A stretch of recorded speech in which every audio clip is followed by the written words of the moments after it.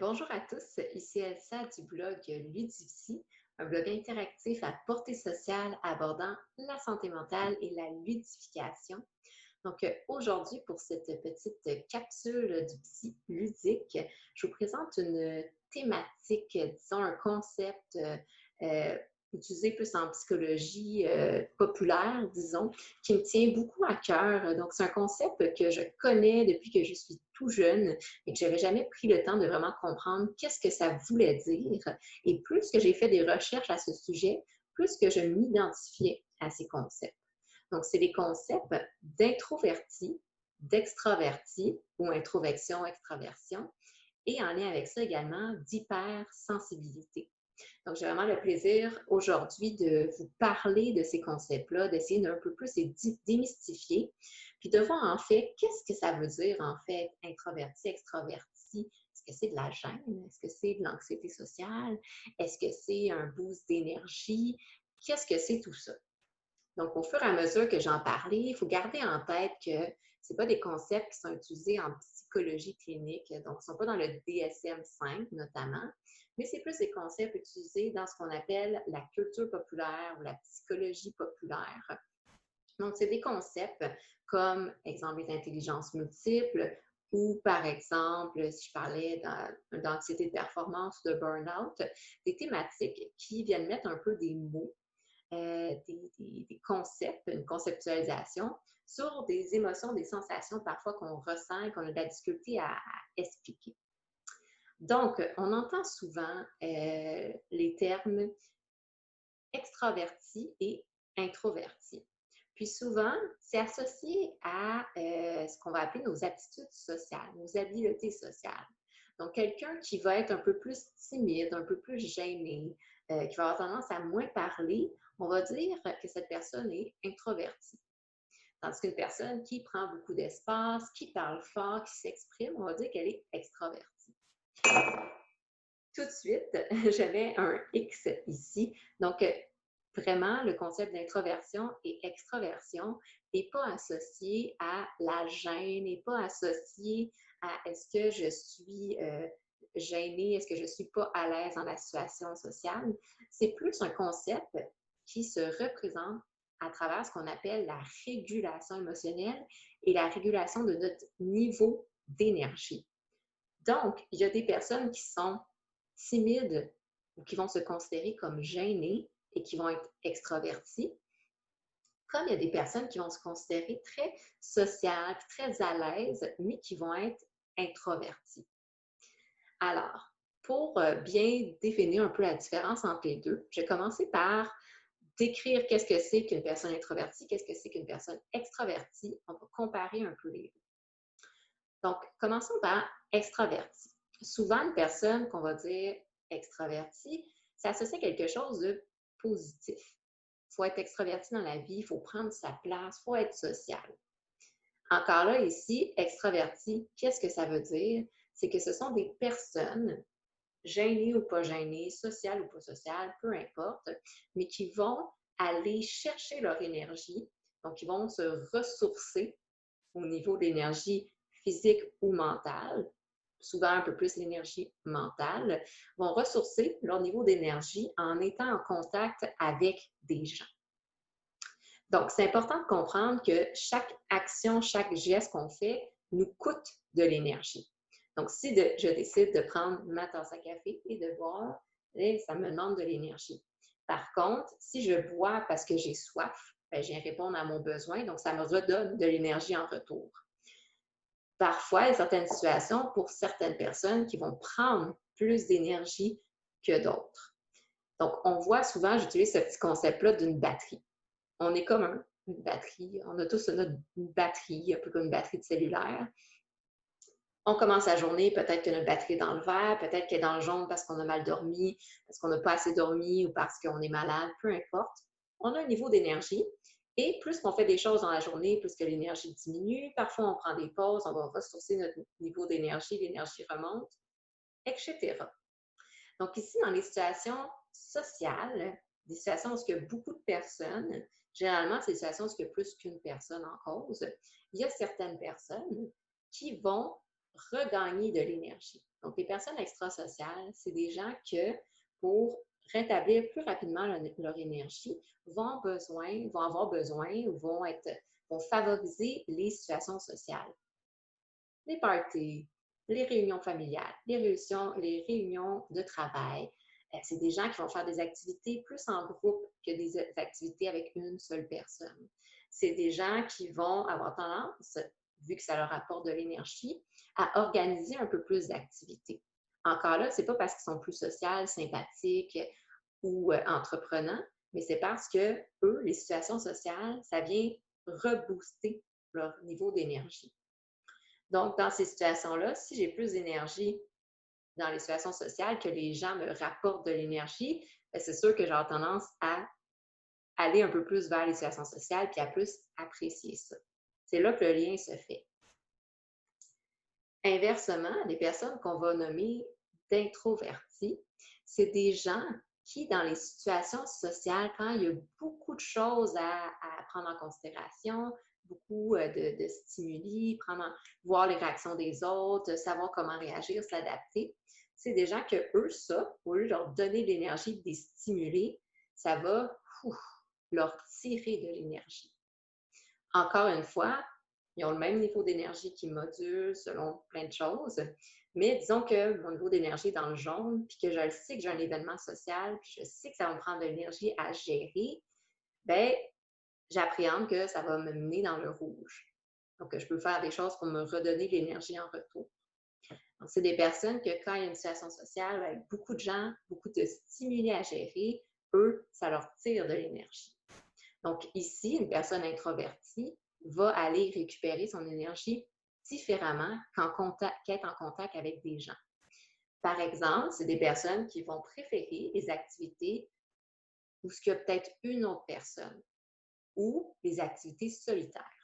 C'est des gens, encore là, c'est pas parce qu'ils sont moins sociaux, qu'ils sont antipathiques ou autres, c'est que pour eux, ça leur redonne de l'énergie de faire des choses seuls, de se reconcentrer sur eux-mêmes.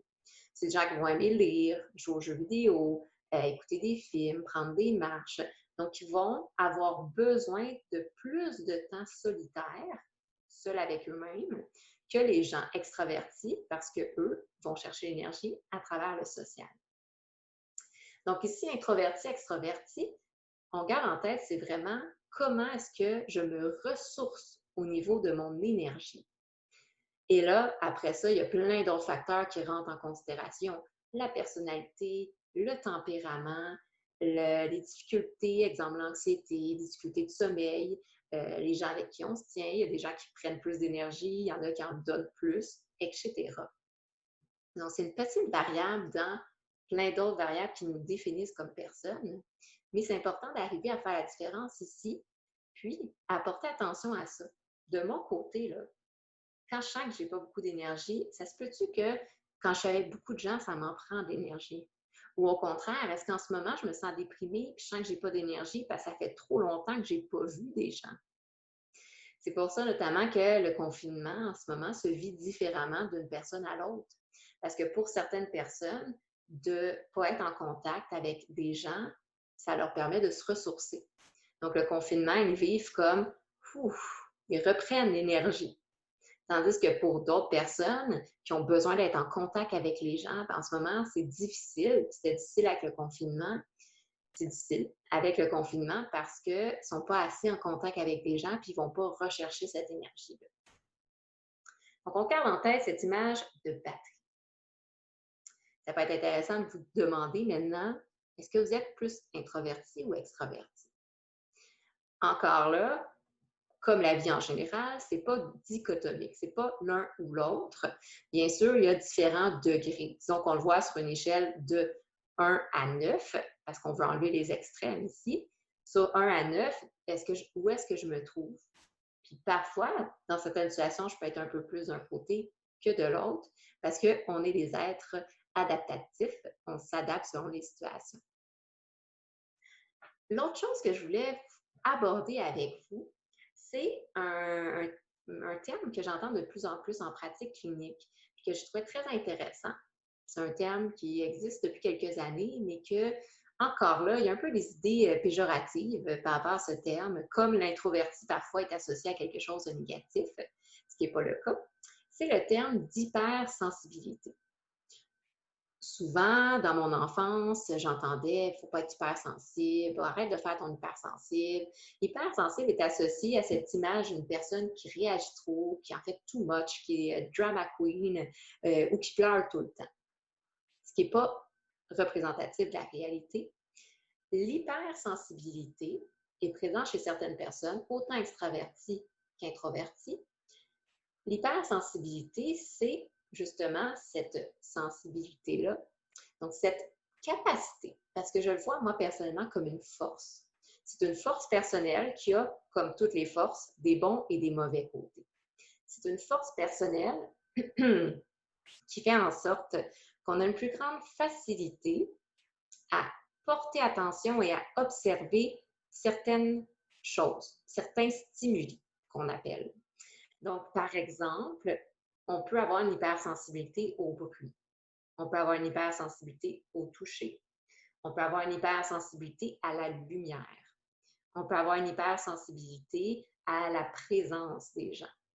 Donc, c'est comme si on portait inconsciemment une plus grande attention à ces petites choses qui sont présentes dans notre environnement. Ce qui fait en sorte que si je remarque un peu plus la lumière, si je suis un peu plus sensible à la chaleur, au froid, à la température, si je suis plus sensible à la présence de gens, je sens qu'il y a beaucoup de gens, une forte présence, bien, ça fait en sorte, bien sûr, que je sens que j'ai plus besoin de m'adapter à la situation. Et là, par la suite, ça dépend bien sûr de notre seuil de tolérance.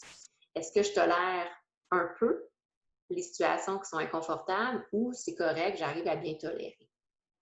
Donc ici, l'hypersensibilité, c'est notre réactivité, notre sensibilité par rapport aux stimuli extérieurs de soi qu'on va détecter, un peu comme si on avait un radar, on détecte ça, détecter ce qui fait en sorte qu'on va recevoir, on va ressentir les choses et dépendamment, encore une fois, de notre personnalité et de d'autres facteurs, on va les vivre et les ressentir de manière plus ou moins intense.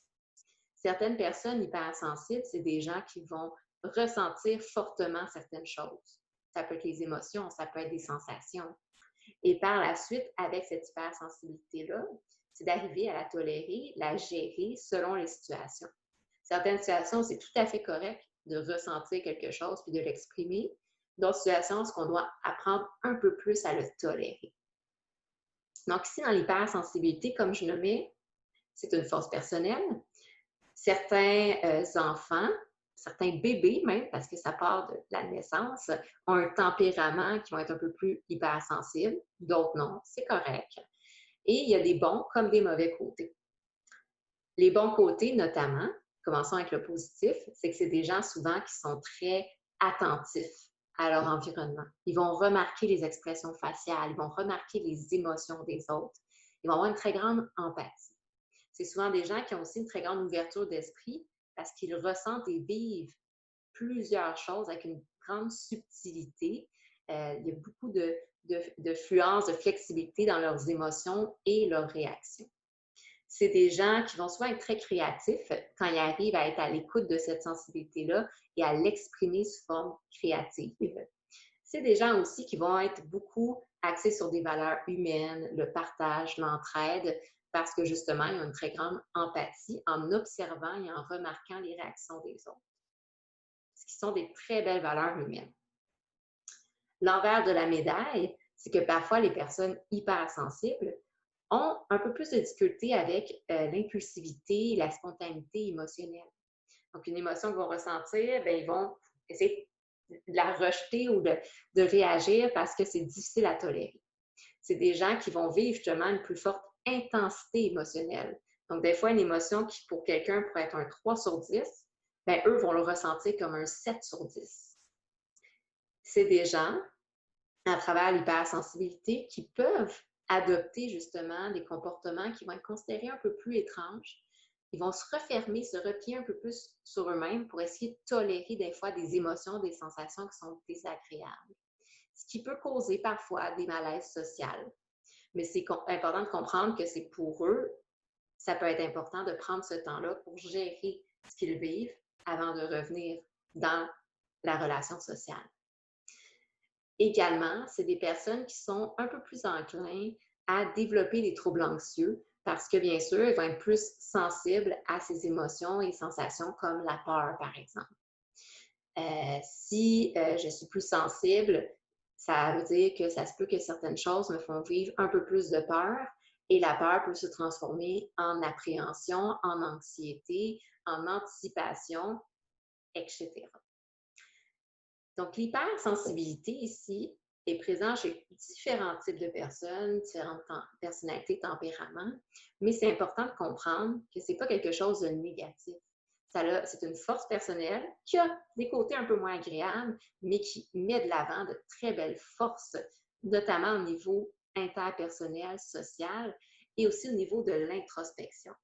C'est sûr qu'ici, qu'est-ce qui est important d'arriver à faire, c'est d'identifier c'est quoi ces petits signaux-là qui font en sorte qu'on est dans l'hypersensibilité. Donc, tout d'abord, d'en prendre conscience, d'identifier comment on se sent, d'accepter qu'on se sent comme ça et que si c'est nécessaire, d'arriver à trouver les outils pour le gérer et l'exprimer de manière adéquate.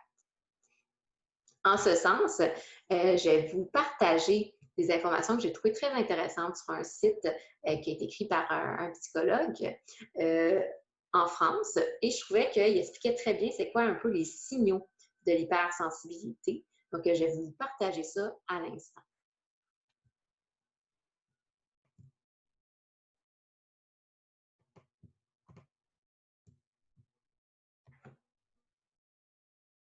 Donc, en fait, c'est un psychiatre qui s'appelle le docteur Nicolas Neveu en France. Puis, sur son site, il présente un peu certains signaux et manifestations émotionnelles, cognitives et comportementales. C'est souvent ces sphères-là qu'on observe pour observer un peu l'état général d'une personne, que ce soit plus l'anxiété, que ce soit la déprime, etc. Et ce qui ressortait, puis que j'observais un peu avec vous, c'est que justement, il y a des manifestations, bien sûr, émotionnelles. Je parlais tout à l'heure, une hyper-réactivité, donc une hypersensibilité, c'est un peu le terme, à des stimuli, des stimulus ici, que peut-être les gens ne réagiraient pas ou réagiraient de moins forte intensité. Donc, pour moi, la lumière me donne un 2 sur 10 d'inconfort, mais peut-être que pour quelqu'un d'autre, ça sera un 8 sur 10 d'inconfort. On va parler parfois d'un débordement émotionnel. Donc là, c'est ce qu'on appelle justement une sorte d'exagération parfois, où on peut avoir l'impression que c'est exagéré, mais c'est quand il y a une accumulation d'émotions, puis qu'à un moment donné, c'est un peu le concept du volcan, ces émotions-là sortent de la personne, c'est trop difficile à tolérer. Une inadaptation parfois dans la qualité, la quantité, la fréquence ou la durée des émotions. Donc, effectivement, les personnes hypersensibles, parfois, peuvent vivre des émotions de manière plus intense et cette intensité-là va se représenter à travers la durée aussi, la fréquence émotionnelle. Donc, je vis une perte, pas ici un deuil, mais disons, j'ai perdu mon crayon préféré, ça me rend triste, mais une tristesse qui est peut-être anormalement grande ou de forte intensité pour la valeur accordée à l'objet. On va parler d'une tendance à amplifier les ressentis, comme j'ai nommé, une fragilité face aux difficultés, aux imprévus. L'aspect ici qu'on associe un peu avec l'anxiété, c'est une grande difficulté par rapport à une situation nouvelle ou d'imprévu, parce que justement, on a cette peur-là de ne pas être capable de s'adapter émotionnellement aux différents stimuli présents et parfois des attaques de panique. Parce que l'hypersensibilité émotionnelle fait en sorte qu'on est beaucoup plus attentif aussi à ces signaux corporels. Par exemple, c'est aussi une hypersensibilité puis une hypervigilance par rapport à « Oh, j'ai mal au ventre, qu'est-ce qui se passe? Je suis stressée? Donc, on peut ressentir plus fortement les symptômes physiques et parfois développer une peur des symptômes physiques, ce qu'on appelle la peur d'avoir peur, qui est en lien avec les attaques de panique. Au niveau un peu plus cognitif, ben, les personnes hypersensibles peuvent justement avoir des facultés à mémoriser avec plus d'acuité son propre vécu. Ce qu'on veut dire par là, c'est qu'ils vont l'empreinte mémorielle par rapport à les souvenirs peut être plus marquant. Ils vont vraiment plus se souvenir parce qu'ils vont vraiment associer les événements à des sensations physiologiques ou émotionnelles. Je me souviens quand je marchais dans la forêt, je ressentais l'odeur, j'ai senti l'odeur de terre mouillée, il y avait les feuilles orangées qui tombaient, le bruit de l'oiseau, le vent qui était un peu frais. Donc, l'association à tous ces stimuli-là fait en sorte l'empreinte mémorielle va être plus grande. Par la suite, une tendance à détailler ses propres expériences. Encore là, comme je viens de le faire, c'est un très bon exemple. Si j'accorde plus d'importance et que je ressens plus de choses, je vais porter attention à ces choses, puis il va y avoir beaucoup plus de détails. Donc, effectivement, dans les forces, les personnes hypersensibles peuvent avoir une très grande facilité à décrire les choses. Et c'est là que ça peut être transmis à travers l'aspect artistique, à travers la littérature, à travers l'écriture. C'est des gens qui peuvent être très bons dans l'écriture de choses, de romans. Capacité à rire, pleurer, être anxieux avec une fréquence plus élevée que la moyenne.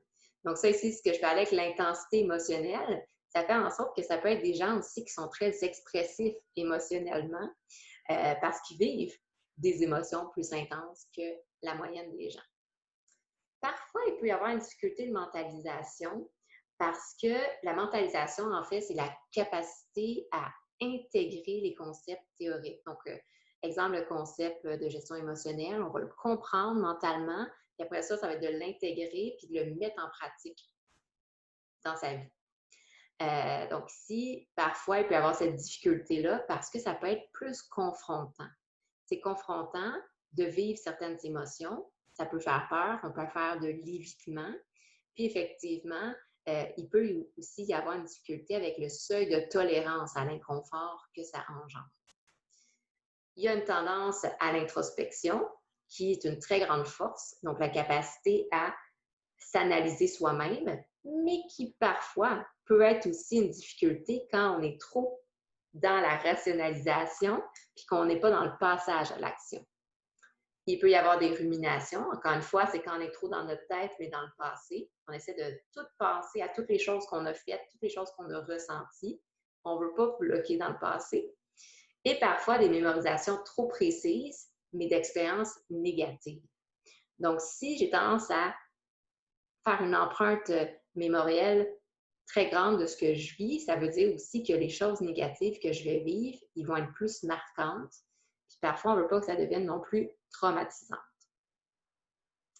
Donc ça, c'est vraiment au niveau cognitif. Et ici, bon, il y en a plusieurs au niveau des manifestations comportementales et physiques. Donc, l'impulsivité, comme je le mets tout à l'heure, la tendance à réagir rapidement. Difficulté face à l'inconnu, encore une fois, comme je le mets, parce que inconnu, imprévu égale je ne sais pas comment m'adapter. Hypervigilance associée à l'anxiété, j'essaie de prévoir, j'essaie de dire, OK, il faut que je m'assure que mon environnement est sécurisant parce que sinon, il va y avoir trop de stimuli et je ne vais pas être confortable. Intolérance à l'ennui, ce qui est très intéressant ici, puis en lien quand même aussi avec l'impulsivité comportementale. L'ennui, c'est souvent associé à porter trop attention à ce qui se passe autour. Donc, quand on est dans l'action, on porte moins attention aux choses qui se passent.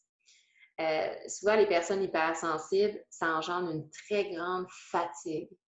Pourquoi? C'est une fatigue un peu inconsciente, en fait, parce que ça prend beaucoup d'énergie d'être réceptif aux choses autour de nous, à les analyser, les comprendre, les interpréter, les classer, les mémoriser, etc. Tout ce que je viens de nommer, ça se fait inconsciemment. On n'est pas en train de réfléchir à ça, mais tout ça demande quand même de l'énergie, notamment notre cerveau qui doit gérer tout ça. Donc, plus que je suis sensible aux choses, puis que j'interprète, j'analyse, je reçois des choses, mais plus que ça me prend de l'énergie. Et c'est pour ça, notamment, qu'il y a plusieurs personnes introverties qui sont hypersensibles, puis qui ont besoin de s'isoler, d'être seuls pour reprendre leur énergie. Parce que s'ils sont dans des situations sociales, ça continue de prendre de l'énergie parce qu'il y a plein de choses à gérer. Donc, je ne vais pas toutes les nommer, mais si on pense rapidement, c'est les points qui sont quand même les plus importants. Il va y avoir beaucoup d'évitement de certaines situations, comme les situations de conflit, les situations d'opposition, les situations de nouveauté, parce que ça demande de l'énergie à gérer, puis parce qu'on est très sensible aux réactions physiologiques, émotionnelles. Puis, quand quelqu'un nous crie après ou est en colère, ça fait plein de choses à devoir analyser, puis ça prend beaucoup d'énergie. Donc, les personnes hypersensibles ont plus tendance à éviter les confrontations, les conflits. C'est des personnes aussi qui sont très fidèles en amitié. Je le mets tout à l'heure, c'est des gens qui ont des très bonnes valeurs humaines parce qu'ils sont très attentifs et empathiques. C'est des gens qui vont être très investis au niveau émotionnel aussi. Donc, il faut faire attention parce que parfois, les personnes hypersensibles ont tendance à faire ce qu'on appelle de l'abnégation. Donc, ça veut dire essayer de faire plaisir aux autres et faire passer les besoins des autres avant les leurs. Donc, c'est souvent des gens qui s'oublient. Donc, c'est important de faire attention à ça. Puis oui, d'être une très bonne amie, d'être là pour les autres, mais d'être à l'écoute de soi aussi. Donc, enfin, dans les choses un peu plus qui nomment ici, disons, mais au niveau justement des relations d'attachement, c'est des gens qui parfois peuvent être un peu plus difficiles au départ parce qu'ils vont faire attention à leurs émotions parce qu'ils ressentent les choses de manière assez forte. Mais une fois que le lien de confiance est établi, c'est des gens qui vont être très fidèles, très solides, très complices dans les relations d'amitié ou de couple. Donc, au niveau autant amical que sentimental, c'est des gens qui, vu qu'ils sont très sensibles, vont faire beaucoup attention aux autres. Et idéalement, quand ils arrivent à faire attention à eux-mêmes, ils arrivent à trouver un bel équilibre de vie puis à être dans le bien-être. Donc, je vais terminer le partage ici. C'était un peu les représentations, mais encore là, bien sûr, ces représentations-là se présentent différemment d'une personne à l'autre. Comme j'ai nommé tout à l'heure, ça dépend de la personnalité, du tempérament et plein d'autres choses. Ce que je voulais surtout vous présenter aujourd'hui, c'était de démystifier les personnes introverties, extraverties, comme quoi les deux sont aussi bons l'un que l'autre. On a besoin des deux dans une société pour être fonctionnel. S'il y a juste des personnes extraverties ou juste introverties, ça ne marcherait pas. L'important, c'est l'équilibre. Et encore là, l'équilibre sur un continuum. Il n'y a personne qui est à 100% introverti ou extraverti. L'important, là, c'est quand on arrive à se reconnaître dans ces catégories-là, c'est d'arriver à être à l'écoute de soi puis à répondre à nos besoins. Si je sais que j'ai besoin d'être seule pour me ressourcer, puis là, je suis super fatiguée, c'est correct de ne pas aller à un événement social puis de prendre sa soirée pour lire un livre. C'est important d'être à l'écoute de soi. L'inverse, c'est la même chose. C'est correct de dire, en ce moment, là, je ne me sens pas bien, j'ai besoin de voir du monde. C'est correct. Même chose pour les personnes hypersensibles. S'il y a une chose que j'ai appris cette année, c'est que l'hypersensibilité, ce n'est pas un défaut, ce n'est pas une faiblesse, ce n'est pas une vulnérabilité. L'hypersensibilité, c'est une force personnelle qui a des bons côtés et des mauvais côtés comme plein d'autres choses. L'important ici, c'est quand on en prend conscience et qu'on arrive à l'accepter, qu'on est hypersensible. Donc, quand on arrive à accepter qu'on détecte les choses différemment que les autres puis que ça nous prend plus d'énergie, c'est d'arriver à être à l'écoute de ça. D'être à l'écoute de ça, de servir de ça, de notre hypersensibilité comme une force humaine et créative, puis que quand on sent qu'il y a des moments plus difficiles, c'est d'accepter qu'on a besoin de plus de temps pour se reposer, d'accepter qu'on est plus fatigué ou d'accepter qu'on vit les émotions peut-être de manière un peu plus intense. Puis on va chercher le soutien ou les outils nécessaires pour s'aider à aller mieux. Et voilà, c'est si simple. Donc, j'espère que vous avez apprécié cette petite capsule ludique qui vous a présenté l'introversion, l'extraversion ou introverti-extraverti et l'hypersensibilité, ces forces personnelles qui nous définissent. Je vous invite bien sûr à continuer de me suivre et de nous suivre sur la page Facebook de Ludipsy, la chaîne YouTube, bien sûr, de Ludipsy. Et dans les prochaines semaines, il va y avoir d'autres capsules, des podcasts, des vidéos et des articles sur différentes thématiques en santé mentale et en ludification. Donc, merci à tous. Je vous souhaite une belle journée, bel après-midi et une belle soirée. Au revoir!